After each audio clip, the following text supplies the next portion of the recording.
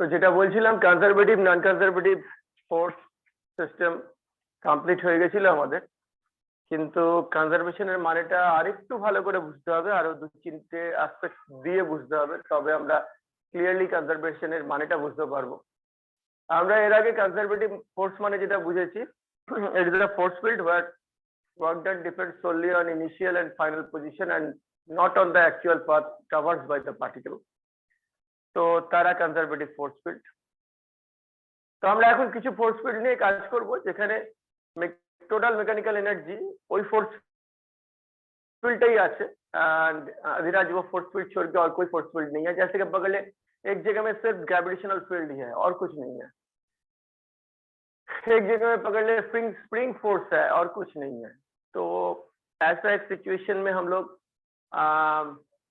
फिर देखेंगे कि ये mechanical energy, total mechanical energy, उसका चेंज, ये इसका प्रोसेस स्टडी करेंगे। करने के बाद ये कंजर्वेटिव नॉन कंजर्वेटिव फोर्स को और भी अच्छे तरह से समझने की कोशिश करेंगे। सबसे पहले ग्रेविटेशनल फोर्स फील्ड। ये ग्रेविटेशनल फोर्स फील्ड में पकड़ ले एक बॉडी है जो इनिशियली रेस्ट में है एंड उसका हाइट है h। ये हाइट जो है ये हाइट है h, ठीक है। तो कैपिटल H पकड़ रहा हूं मैं। तो उसका काइनेटिक इनिशियली एट रेस्ट है, इनिशियली एट रेस्ट है। तो उसका पोटेंशियल एनर्जी कितना है? पोटेंशियल एनर्जी है, पोटेंशियल एनर्जी कितना होता है? हाँ, gravitational potential energy mgh। And kinetic energy ये इनिशियल है। काइनेटिक एनर्जी होगा इनिशियल फिर half zero square, because initially it is at rest. वो इनिशियली रेस्ट में है तो उसका वेलोसिटी जीरो है। तो अल्टीमेटली ये तो जीरो हो गया। टोटल एनर्जी कितना होगा? टोटल एनर्जी इनिशियल अगर मैं कैलकुलेट करूंगा वो होगा potential energy plus kinetic energy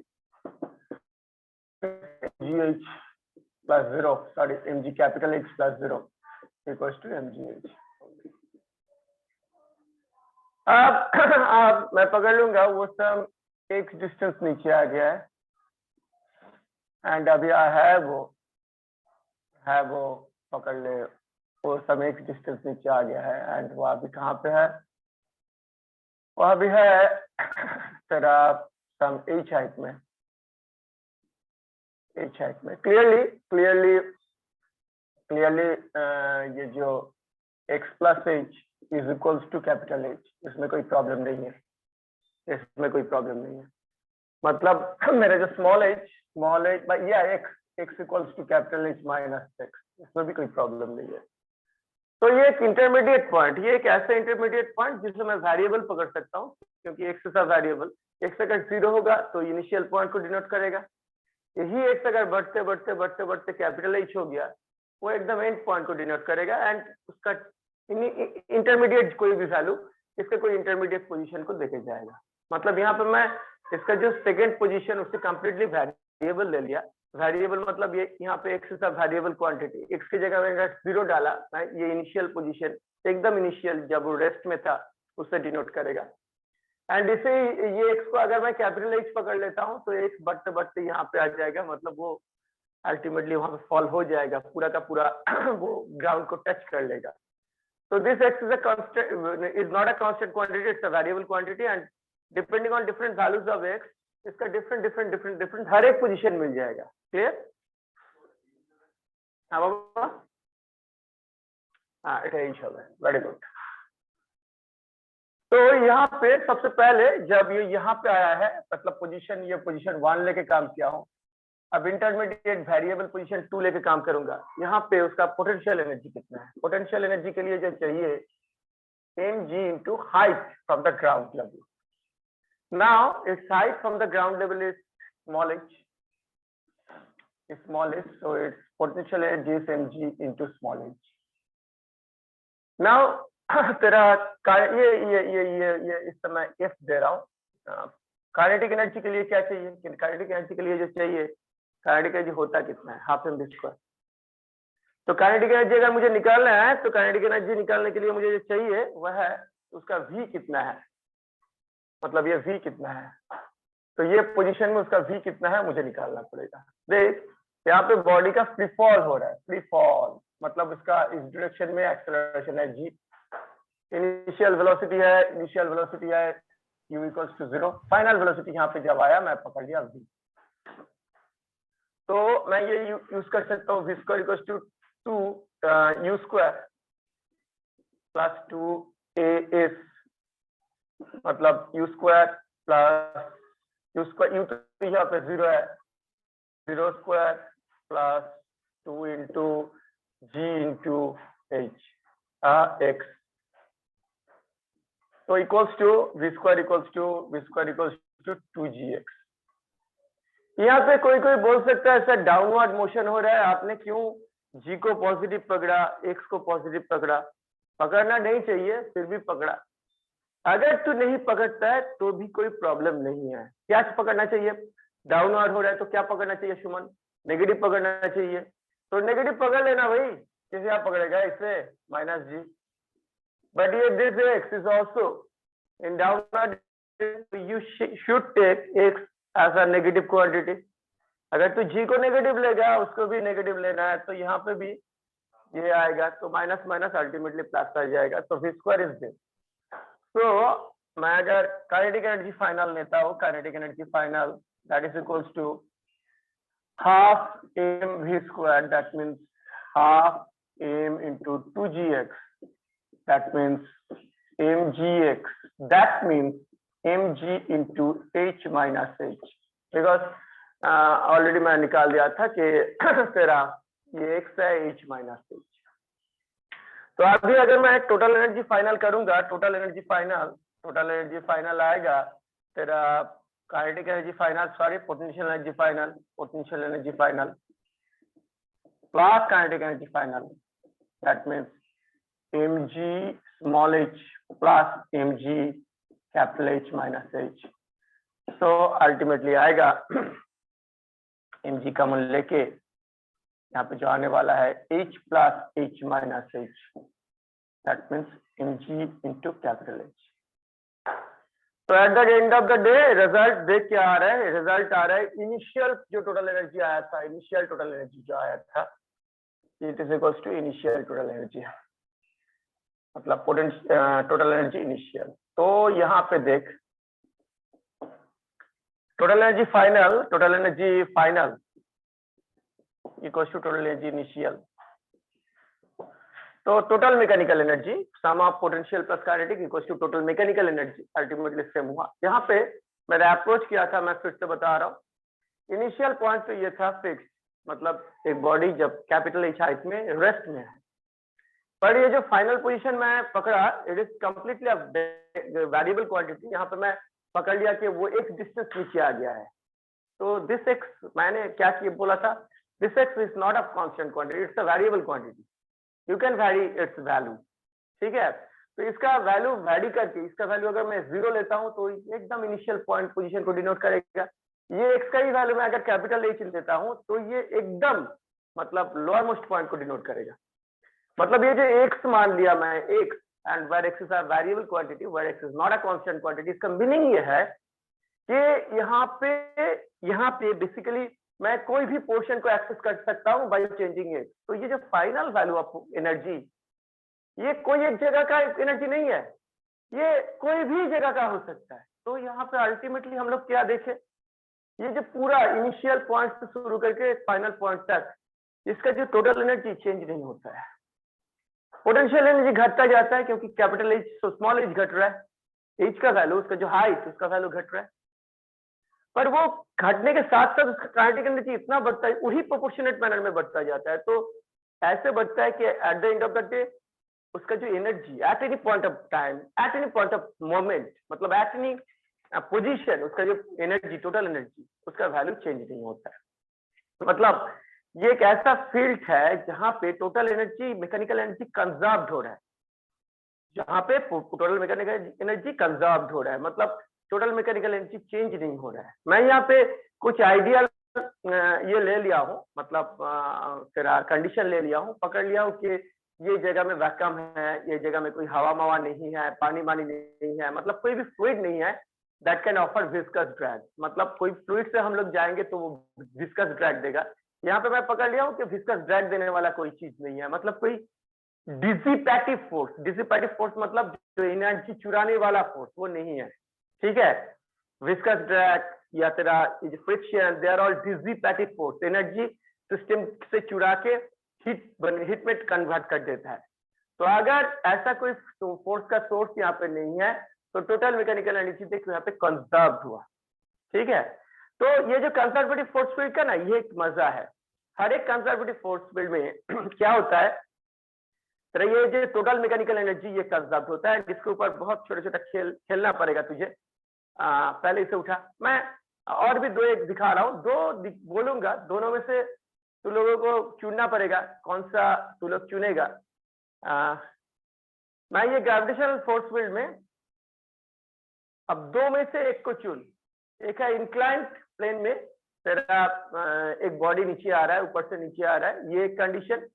and और एक है तेरा प्रोजेक्टाइल मोशन में body at any point of place है, मतलब कहीं है, उड़ रहा है, तब कहीं ना कहीं है। तो ये दोनों के लिए मैं टोटल मैकेनिकल एनर्जी को कंजर्व करूंगा। कौन सा चुनना चाहता है चुन, मतलब टाइम नहीं है ज्यादा उतना। दोनों प्रोजेक्टाइल मोशन ना इंक्लाइंड प्लेन? प्रोजेक्टाइल लीजिएगा। प्रोजेक्टाइल जानता मैं कैसे भी।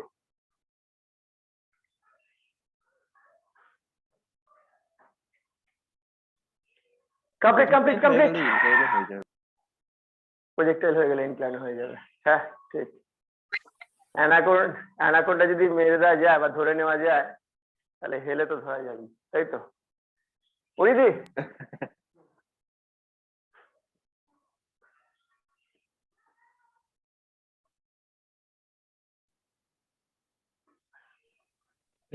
अच्छा सर, हाँ सर। जब फ्रिक्शन पढ़ा रहे थे तो आपने इसी टाइप का एक एग्जांपल दिया था ना कि ऊपर से जंप करने से अगर बीच में अटक गए तो हमारा काइनेटिक एनर्जी 0 हो जाएगा।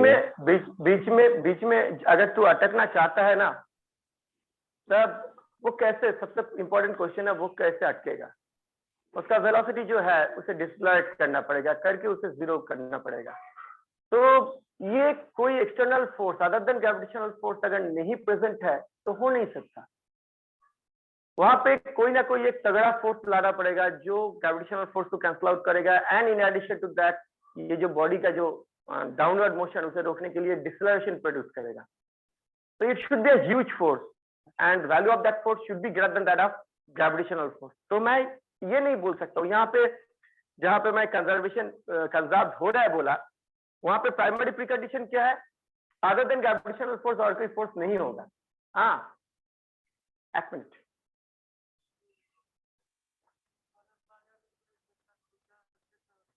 আসলে 11টার পরে আমি ফ্রি হব, 11:30। তো ইয়ে দিয়ে দিয়েছি তো, কি বলে তোর রেকর্ডিং হচ্ছে ইয়েতে দিয়ে দিয়েছে হোয়াটসঅ্যাপে। হ্যাঁ টাকা আছে তো, যেতে আছে একটু এক্ষুনি যাবি?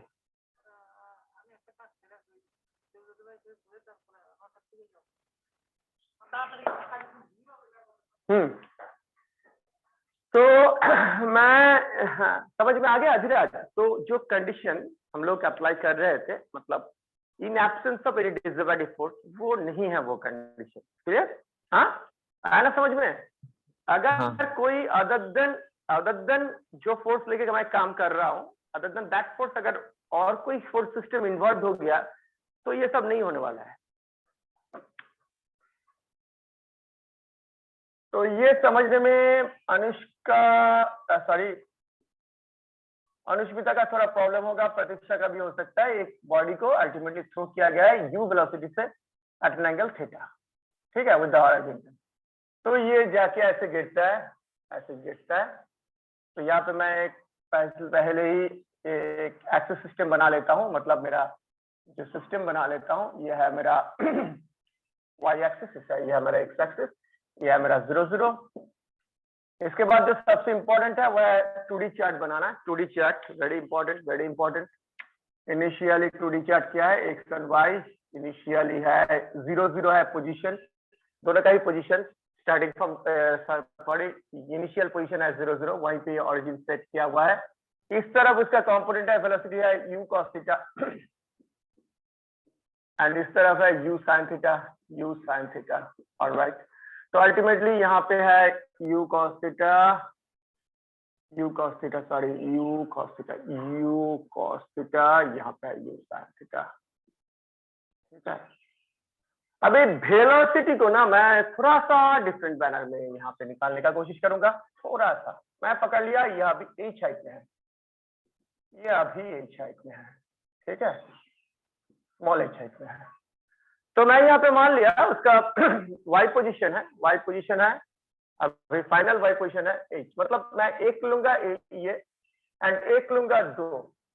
ये h अगर वेरिएबल क्वांटिटी है, h 0 हुआ तो ये एंड ये पॉइंट को डिनोट करेगा, एंड h अगर डिफरेंट वैल्यूज लिया बिटवीन 0 एंड मैक्सिमम हाइट, तो मैं डिफरेंट पॉइंट को एक्सेस कर सकता हूँ। तो यहाँ पे भी मैं एक जनरलाइज्ड अप्रोच ले रहा हूँ, पर मजा क्या है h के एक वैल्यू के लिए यहाँ पे दो पॉइंट होगा मतलब h का यही वैल्यू के लिए देख ये पॉइंट भी होगा, कुछ प्रॉब्लम नहीं है, मतलब मैं h का वैल्यू को चेंज करके डिफरेंट पॉइंट को एक्सेस कर सकता हूँ। क्लियर? तो सबसे पहले इनिशियल पॉइंट है दिस वन, एक नंबर पोजीशन में मैं उसका काइनेटिक पोटेंशियल एनर्जी निकालने का कोशिश करूंगा। पोटेंशियल एनर्जी कितना होगा? पोटेंशियल एनर्जी होगा तेरा Pi equals to mg into उसका मास, अगर m है उसका मास पकड़ ले m, उसका मास पकड़ ले m है, तो mg into 0 that means 0, and kinetic energy है हाफ mu स्क्वायर। तो टोटल एनर्जी कितना होगा? टोटल एनर्जी होगा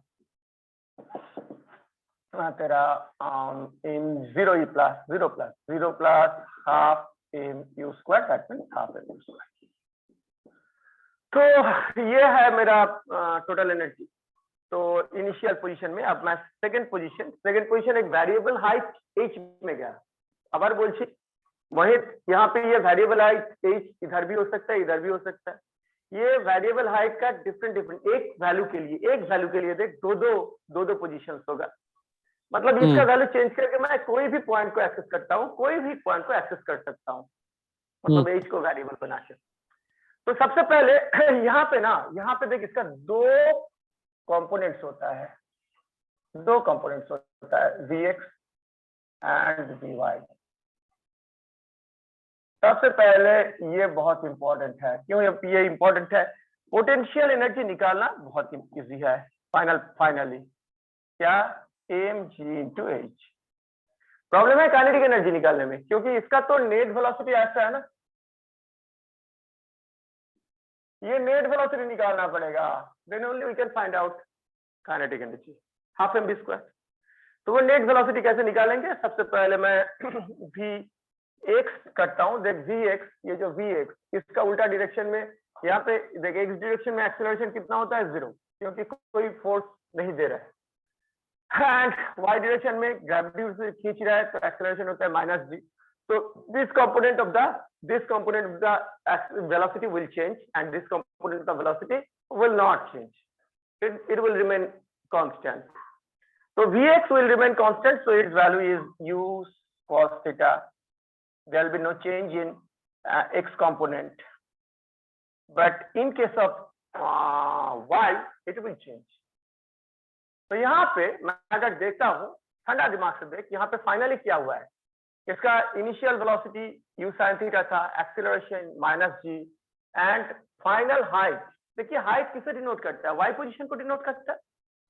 तो ये h क्या है? y displacement. मतलब मैं डिस्प्लेसमेंट के रूप में, जब मैं y को लेके काम कर रहा हूँ, डिस्प्लेसमेंट के रूप में मैं ले सकता हूँ h को। तो मैं वहां पे यूज ही कर सकता हूँ वो जो v square equal to u square plus 2a वाला फॉर्म, ठीक है। तो क्या आएगा? v square final velocity vy ले रहा हूँ, वहां पे vy स्क्वायर इक्वल्स टू तेरा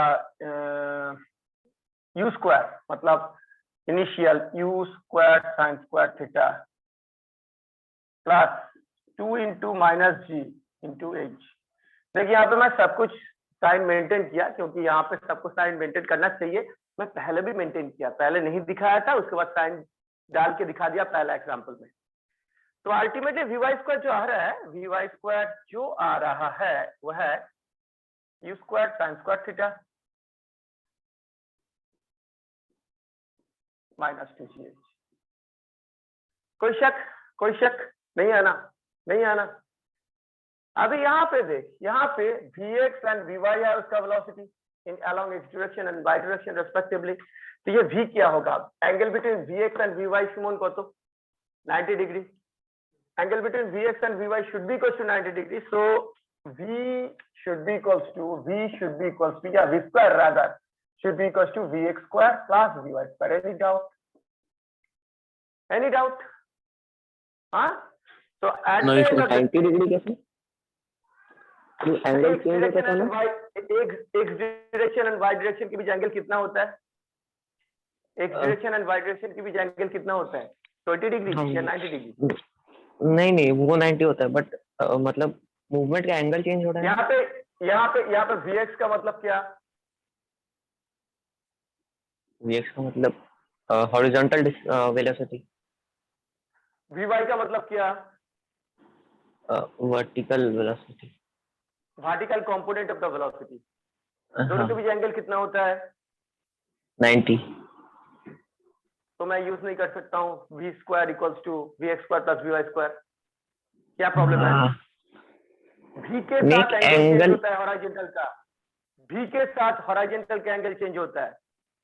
vx एंड vy के बीच एंगल कभी चेंज नहीं हो सकता है। Clear?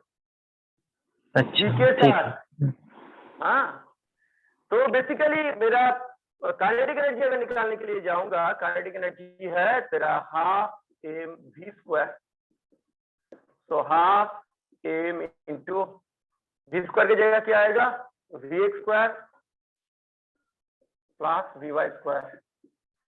That means half m vx है तेरा u cos थीटा। vx कितना है? u cos theta. It will not change. u square cos square theta. vy square है u square sin square theta minus 2gh। u square sin square theta minus 2gh। तो यहाँ पे u square अगर common लेता हूँ अधिराज, अंदर में क्या आ जाएगा? अंदर में आएगा cos square theta plus sin square theta जिसका वैल्यू 1 होता है माइनस 2gh। मतलब at the end of the day it is equals to, start दे रहा हूं,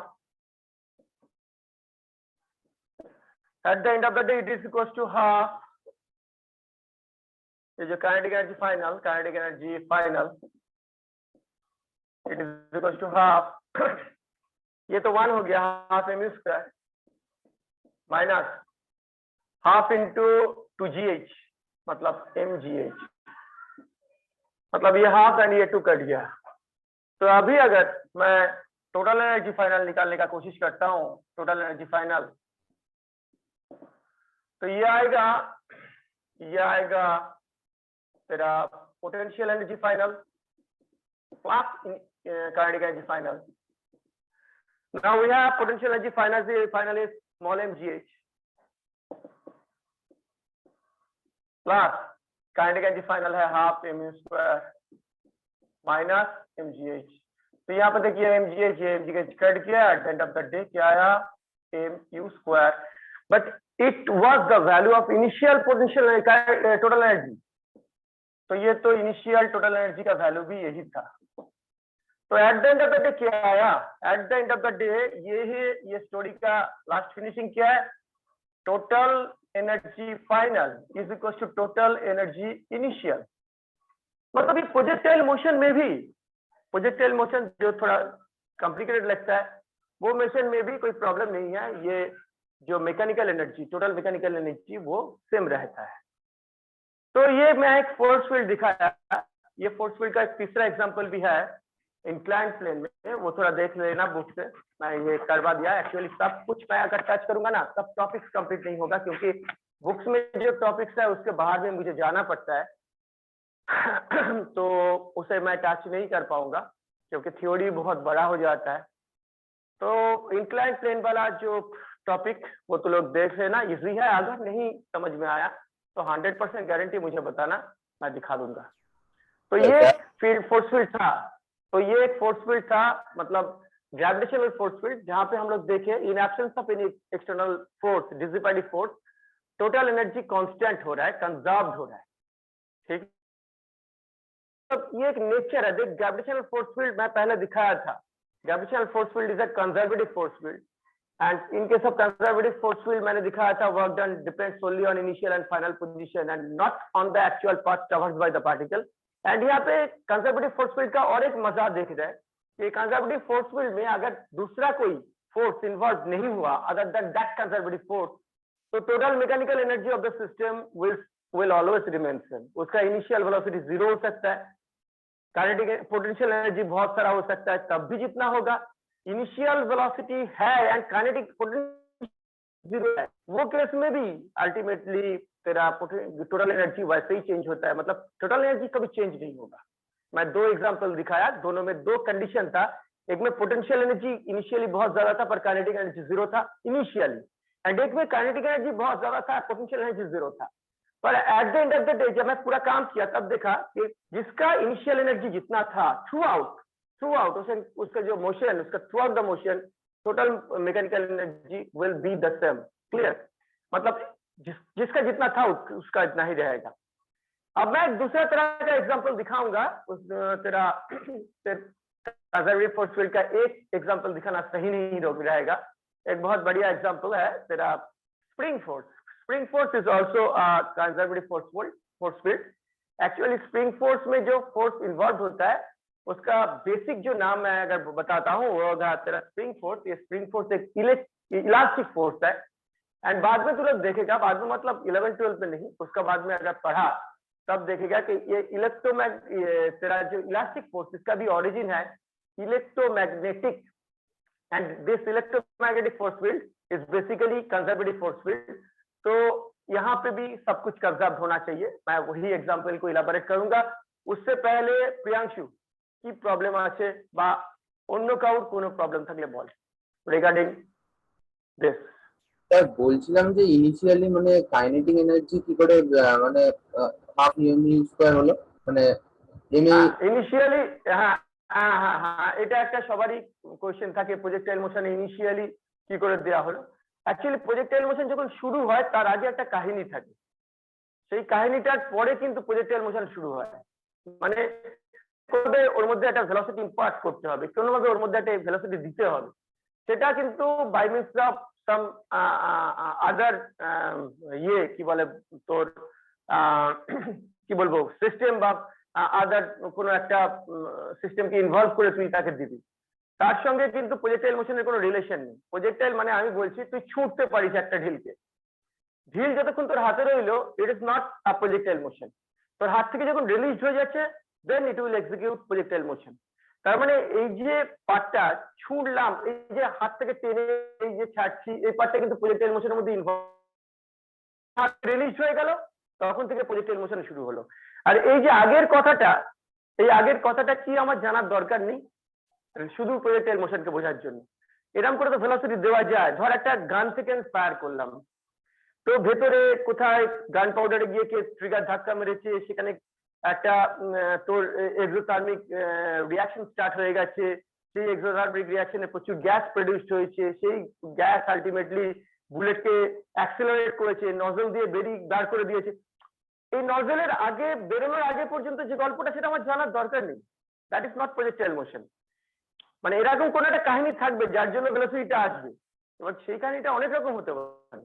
কিন্তু দেখ এই হাত থেকে বেরিয়ে যাওয়ার পরেও যে গল্পটা যা গানের নজল থেকে বেরিয়ে যাওয়ার পরেও বুলেটের গল্পটা সেম, ওরা তখন প্রজেক্টাইল মোশনে এলো।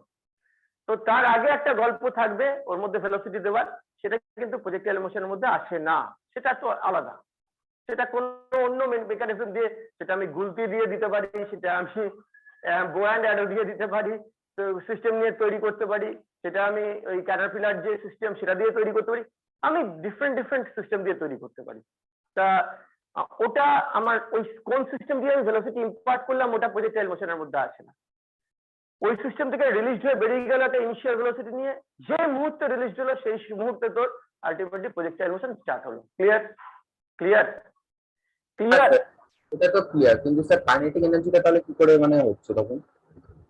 কাইনেটিক এনার্জি তো থাকবেই। আমি বন্দুক দিয়ে গুলি ছুড়লাম, গুলিটাকে গ্যাস অ্যাক্সেলারেট করলো, করে নজল দিয়ে বার করে দিল, তো যখন বার করবে কাইনেটিক এনার্জি ছাড়া বার করবে? তুই ঢিল অ্যাক্সেলারেট করে এরকম অ্যাক্সেলারেট করলি, তারপর যখন ছাড়লি, তুই যখন ছাড়বি তখন কি কাইনেটিক এনার্জি থাকবে না?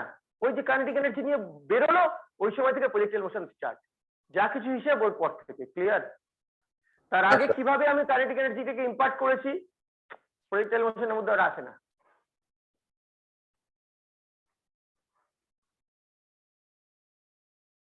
अभी मैं स्प्रिंग फोर्स लेके काम करूंगा, स्प्रिंग फोर्स का भी इनिशियल फाइनल।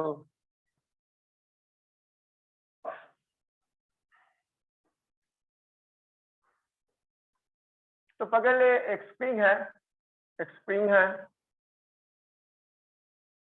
जिसका एक इनिशियल लेंथ था, आप उसे by means of some external force मैं एक्सटेंड किया, थोड़ा एक्सटेंड किया। कितना एक्सटेंड किया? सम x0,